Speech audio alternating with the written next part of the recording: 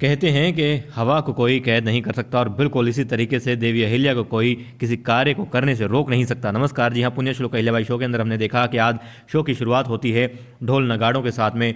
जो उन्होंने फंक्शन कर रहे थे खंडोबा की जो पूजा का था, ध्वजा जो लाने के लिए गई थी देवी अहिल्या, उसका आयोजन था, पूजा होनी थी ध्वजा की। और इस जो मतलब यज्ञ जो होते हैं या फिर जो अनुष्ठान होते हैं पूजा अनुष्ठान, उसके लिए पहले क्या करते थे, राजा महाराजा जितने भी हुआ करते थे वो पवित्र नदियों के जल से, जैसा कि यहाँ पर दिखाया कि मल्हार राव होलकर सरकार जो हैं पवित्र नदियों के जल से नहाते हैं और उनकी जो रानियाँ हैं उनको नहला रही होती हैं। और फिर देवी अहिल्या को दिखाया जाता है, देवी अहिल्या अपने घोड़े पर माणिक पर जो है सफ़ेद रंग के घोड़े पर बैठ करके वहाँ पहुँच चुकी होती है, जहाँ से उनको दिखाई दे रहा है कि खंडोबा का मंदिर और जो 1000 सीढ़ियों जिनकी बात थी कि सीढ़ियाँ आई थी, ऊंची सीढ़ियाँ, जिस पर द्वारकाबाई कह रही थी, संदेश जता रही थी कि देवी अहिल्या या किसी भी स्त्री के जो है मुकाबले की बात नहीं है, बस की बात नहीं है कि वो 1000 सीढ़ियाँ चढ़ पाए। और वहीं दिखाते हैं कि जो मल्हार राव होलकर सरकार है, उनका पूरा परिवार है, वो अपने वाड़े में जो है पूजा कर रहे होते हैं, भगवान शिव की पूजा कर रहे होते हैं, आराधना कर रहे होते हैं।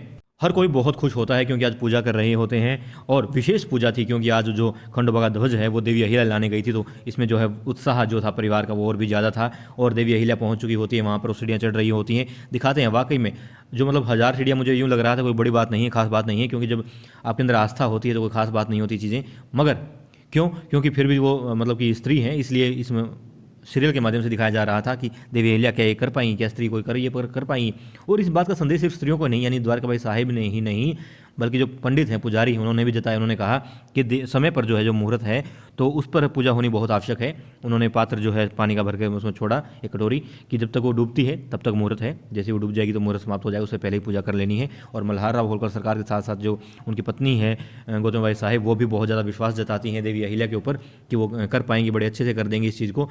और फिर वहीं दिखाते हैं कि 2 लोग और आते हैं। कौन आते हैं? एक तो जो आना नहीं चाहते थे, यानी कि गुनू जी के जो पिताजी हैं, मगर वो आ जाते हैं ये सोच करके कि हाँ उनके बेटे ने जो चालाकियाँ चली हैं वो कामयाब हो जाएंगी। वो आते हैं वाड़े में। फिर मल्हारा होलकर सरकार उनसे पूछते हैं कि आप अब आए हैं? तो कहते हैं मुझे लगा था कि हाँ जी हाँ, हमारे यहाँ भी जो है वाड़े में पूजा होती है और उसके बाद में जब इतना बड़ा उत्सव है, गुनू जी कहते हैं जब इतना बड़ा उत्सव है महल के अंदर तो हमें तो आना ही था।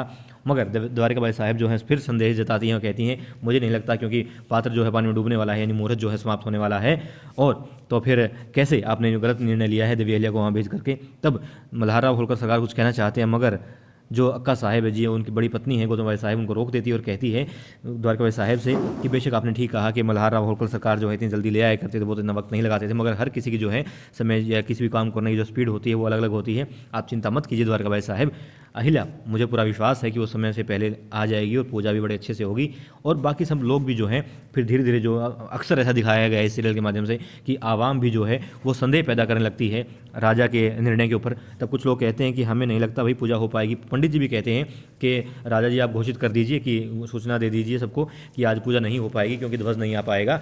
तब वो कहते हैं पात्र अभी डूबा नहीं है, आप चिंता मत कीजिए। मल्हार राव होलकर तो ये बात कहते हैं, मगर जो है उनकी बेटी सीताबाई होलकर वो कहती हैं अपनी माता से, द्वारकाबाई साहब से, कि यदि वो अहिल्या नहीं लेकर के आई ना तो मैं बड़ी खुश होंगी और मैं क्या करूंगी कि शिव भगवान पर जो है एक अलग से ध्वजा चढ़ाऊंगी, इसलिए कि देवी अहिल्या जो है कामयाब नहीं हुई है। और देखिए इस नाकामयाबी पर वो खुश होती हैं द्वारकाबाई साहब की, हाँ अच्छा है। वो कहती हैं कि सीता तुम्हारे मुंह में घी शक्कर, मतलब देखिए पहले ऐसे लोग दिखा रखे हैं जो कि परिवार में कोई यदि नाकामयाब होता है तो उस पर खुशी जाहिर करते हैं, ना कि अफसोस जाहिर करते हैं। उसका साथ नहीं देने की बजाय वो लोग उसके मतलब जड़ें काटने के काम करते हैं।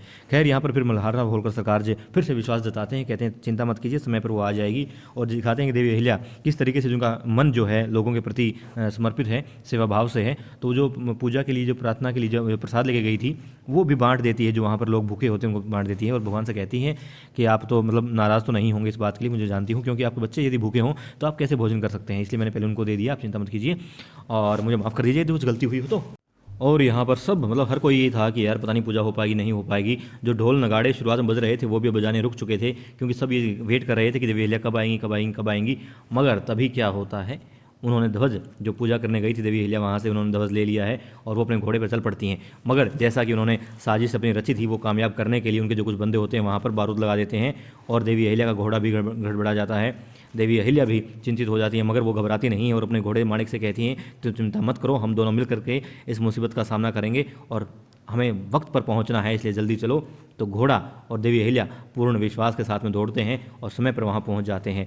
और जब वो पहुंच रहे होते हैं किसी को दिखाई नहीं देते, मगर मल्हारा होलकर सरकार कहते हैं कि मैं ये घोषणा करता हूं कि मैंने जो निर्णय लिया था, किसी महिला से ही ऐसी पूजा करवाने का निर्णय लिया, और जो मैंने अपना मतलब प्रजा के प्रति या जो समर्पण देखा था देवी अहिल्या में, उसके बिना पर जो मैंने विश्वास जताया था उसके ऊपर, वो मैं आज ये मतलब जाहिर करता हूँ। देवी अहिल्या की मतलब इस तरह की बात सुन करके जो द्वारका भाई साहब हैं खुश हो रही होती है, मगर नाराज दुखी कौन दिखाई देती है? गौतम भाई साहब की हाँ, गुन्नू जी भी खुश होते हैं कि हाँ ये तो वापस ले रहे हैं, कि कह रहे हैं कि हाँ ये मतलब कि नाकामयाब हुए हैं, देवी अहिल्या भी नाकामयाब हो गई, इन्होंने स्वीकार कर लिया है। मगर फिर अचानक से मौसम बदल जाता है। वो कहते हैं कि मैं अपने निर्णय जो था बिल्कुल सही था और ये साबित कर दिया है देवी अहिल्या ने। तभी देखते हैं कि सामने वो इशारा करते हैं और सामने खड़ी होती है कौन? देवी अहिल्या।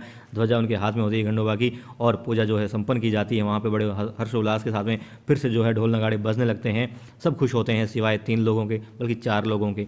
और ख़ास बात ये इसमें तो ना मतलब कौन है वो, यमुना बाई भी दिखाते हैं साथ में। वो यूं की यूं है, उसको ना तो वो प्रौढ़ हुई हैं 7 साल में, ना ही वो कुछ युवा दिखाई दी हैं। बाकी सबके चेहरों में जो बदलाव नजर आए हैं, मगर उनके चेहरे पर कोई बदलाव यहाँ नहीं था। और जो एक बात शुरुआत में कही थी कि आबो हवा साफ चाहते हैं, स्वच्छ चाहते हैं, सब उसको कैद करने की कोशिश करते हैं, मगर नहीं कर पाते। तो आप इतना कर सकते हैं, हम लोग इतना कर सकते हैं कि हम लोग पौधे लगा सकते हैं। और इस वक्त तो मौसम बड़ा अच्छा है, बारिश हो रही है, तो जहाँ भी बारिश हो रही है आप लोग कोशिश कीजिए कि पौधा कम से कम एक तो लगा दीजिए। जब भी मौका मिले एक पौधा लगा दीजिए, किसी भी चीज़ का हो, फलदार हो तो और अच्छा है, ताकि और ज़्यादा पौधे बने, तो वो पेड़ बन जाएंगे, बड़ा अच्छा लगेगा, आपको भी खुशी होगी और हवा भी जो है हमको साफ़ मिलेगी, स्वच्छ मिलेगी। तो बस इतना ही। और वीडियो आपको अच्छी लगी हो तो लाइक कर दीजिएगा और अपना प्यार यूँ ही बनाए रखिएगा।